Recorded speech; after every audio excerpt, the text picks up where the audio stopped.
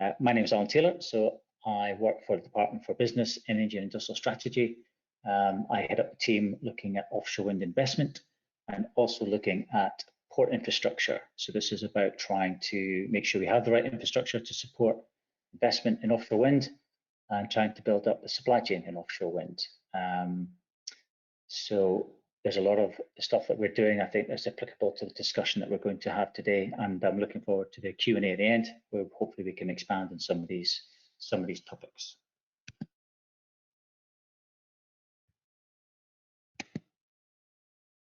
So, quick bit of background.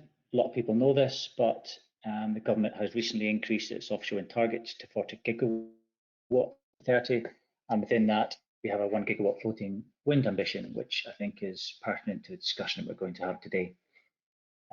Offshore wind is now going to play a very key role in delivering our net zero ambition, because we will need increasing amounts of renewable electricity to decarbonise the energy system more widely. So the key is, where is that renewable electricity going to come from? There's a very strong chance that offshore wind is going to be that key technology. And as we move forward, floating wind will play a bigger role in terms of supplying the share of that offshore wind generation. And the other thing the government's interested in is using offshore wind as one of the areas to try and boost the UK economy as we come out of the COVID-19 pandemic. As it says there, we've got roughly about 10 gigawatts in the water right now. That equates to about just over 2,000 turbines, and we've got about 9 gigawatts being built or contracted to be built. So there is a very strong pipeline, but there's also another 20 gigawatts that needs to be built. And what we're seeing just now is additional leasing happening in the UK and in Scotland, which is going to build the kind of future pipeline well beyond 40 gigawatts. We could see as much as possibly 50, 60 or plus gigawatts being potentially developed through the new leasing that's going through right now. We also have, from an industrial perspective, we have a industrial strategy agreement with the sector, which we signed in 2018. Now this is, sorry, 2019, I do apologise. So this is an agreement with the sector to deliver what was 30 gigawatts of offshore wind with the sector, with an auction every 2 years to provide some greater visibility in terms of the pipeline and when the pipeline is going to be delivered. We also agreed a voluntary target of 60% UK content and mechanisms to try and deliver that. And we also included an agreement to get a fund to support UK supply chain productivity and competitiveness, which is called the Offshore Wind Growth Partnership, and was launched in 2019, and has this year just started to give out some programs and grant offers to companies looking to develop their expertise and technology in the sector. They also agreed to increase exports and do other work around skills and research and development. So this is it's actually a very important document, because it provides a real framework for government and industry to work together, to collaborate, to discuss, to try and identify issues and try and resolve issues. And that document is still a sort of key plank of how we engage and how we try to do some work in this sector. What I want to very quickly touch on, which is slightly diverting from the topic, is the barriers to offshore wind, because one of the areas in terms of when we talk about emerging opportunities in offshore wind and opportunities for the supply chain is pipeline. So I've mentioned before just now that we have a 40 gigawatt target, that we have auctions every 2 years, and all of that is very good for the sector. However, we've got to make sure these projects actually come through the system. And one of the key issues is making sure that the sector has confidence that these projects are going to come through, because without the projects, the opportunities aren't there. So we just have undertaken a piece of work across 3 different areas to look at some of the barriers to offshore wind development. Because as I say, we have over 2,000 turbines in the water. That will probably double by 2030, given the size of turbines. So there are other users of the seabed and the sea space. So we just have to try and make sure that we manage all these particular barriers. So I just want to very quickly touch on some of the barriers. So we have 3 main ones: environment, radar, and grid. I won't go into detail on this slide. I'll just quickly touch on one of these key areas each. So radar, as we know, within the radar sector, we have military radar and we have civil radar. We have a very, very busy airspace. And with the number of turbines I've just talked about, and also the size of turbines, because we all know that, you know, when I first started in the sector, you were talking two megawatt turbines. We're now at 15. The turbine heights are into, you know, we're into, you know, 300, 400 feet in terms of the turbine size. So this has an impact. So we're doing a lot of work. Government and industry are working collaboratively, looking at mitigation techniques, innovative solutions to solve some of the military and civil radar issues. We have a very large sum of innovation funding going towards this particular area because it's very crucial that the radar and the wind farms must work in partnership together. So we're doing a lot of work in this area. The other area I've just mentioned is environmental and planning.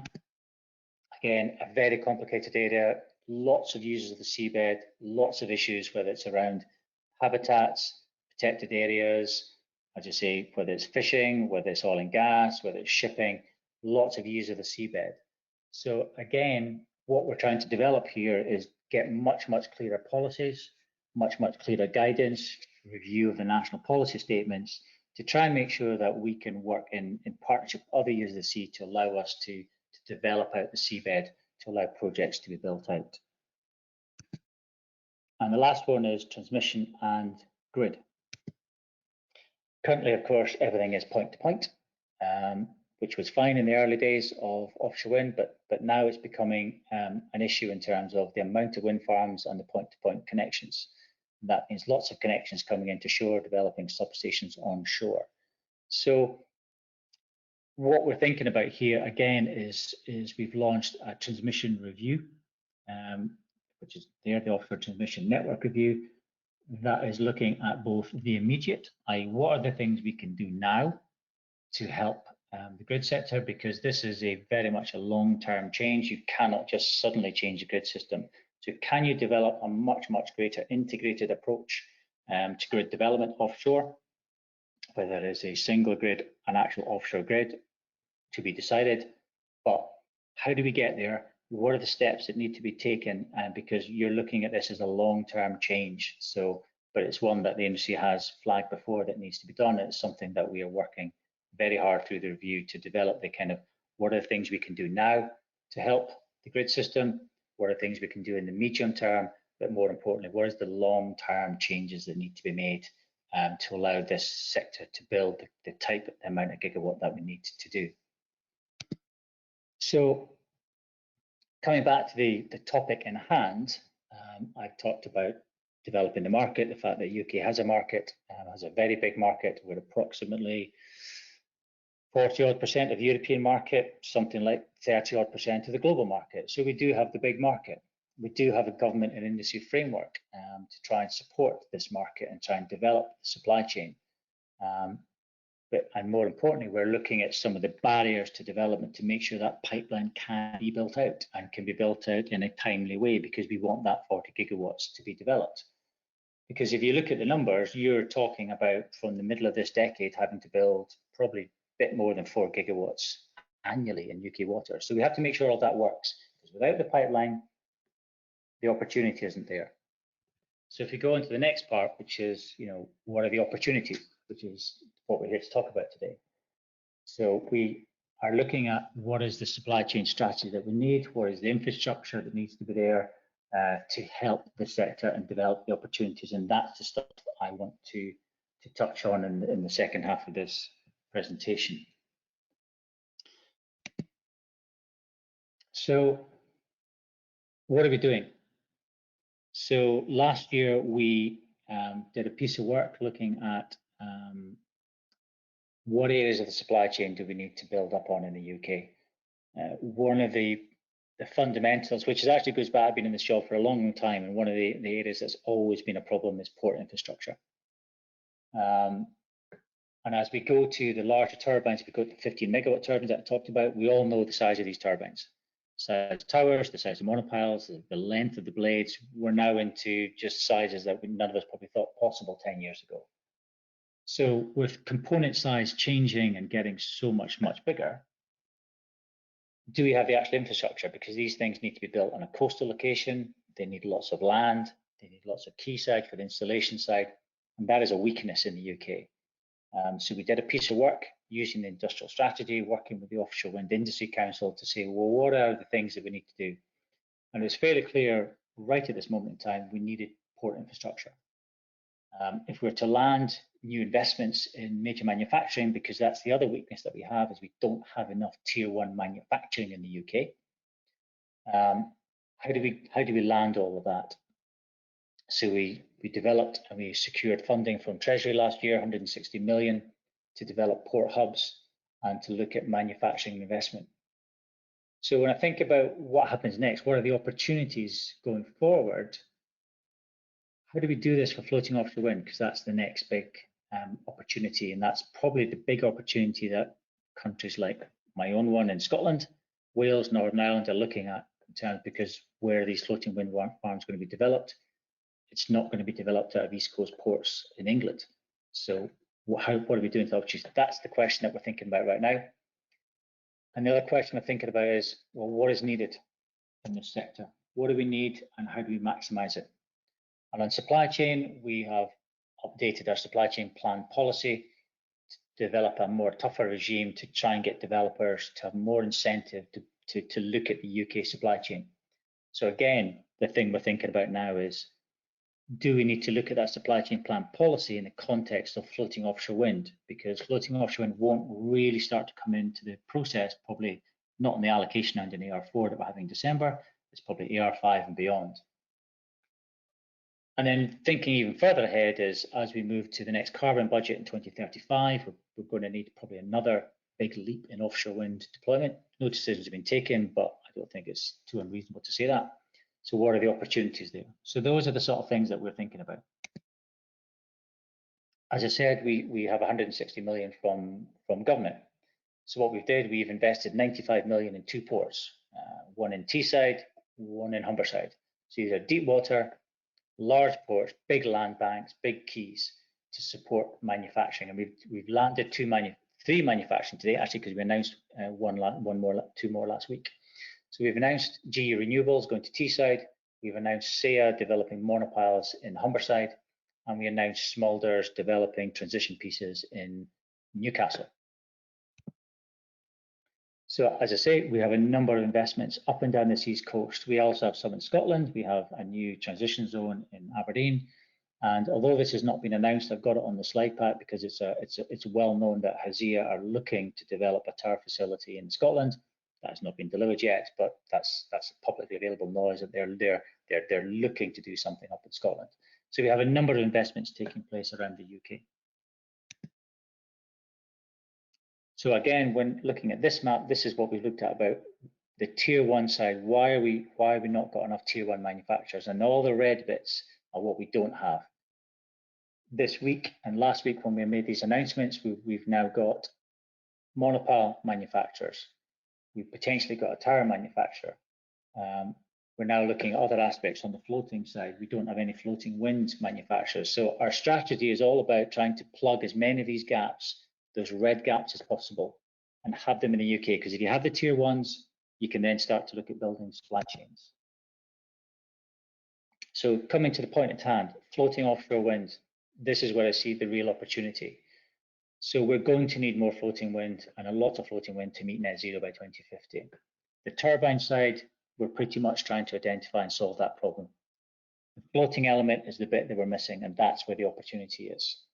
What we do need is, again, we need ports, we need harbours that are sheltered, deep water, and we're going to need them dedicated for floating offshore wind. As I say, they're not going to probably be on the Teesside, Humberside area.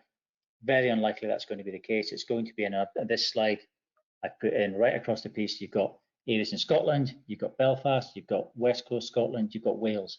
These are the likely areas where if you're going to develop this kind of manufacturing cluster, this is where it's going to be. And I think there's probably going to be more than one needed. So that's why I've got lots of things here. I don't think you're going to have one facility supplying the whole of the floating offshore wind sector.